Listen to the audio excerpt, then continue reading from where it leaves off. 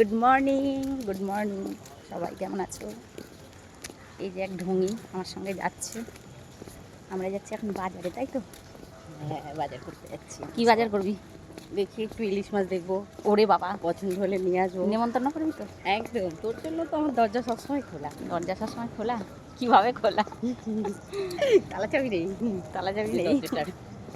আমরা যাচ্ছি ইলিশ মাছ কিনতে, আমার বান্ধবীর ইলিশ মাছ খাওয়ার শখ হয়েছে, ইলিশ মাছ কিনতে যাচ্ছে।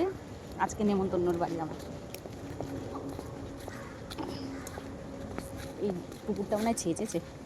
হ্যাঁ, দেখছিলি না কালকে না পরশুদিন কবে মেশিন দেখ আকাশের কি অবস্থা, আকাশটা কি দারুণ লাগছে। গাছে জঙ্গলি ফুল হয়েছে, এটা দেখা বাবা, ওই জঙ্গলি ফুল, এটা জঙ্গলি ফুল।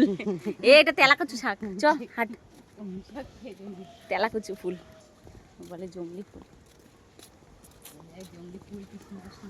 এইটা হাত দিস না, এটা এই গাছটা কি জানিস?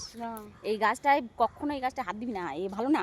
এই প্যাথেনিয়াম না কি একটা নাম এটার, কে কে জানো বন্ধুরা বলো। এই যে এই গাছটা হচ্ছে ভীষণ খতরনাক।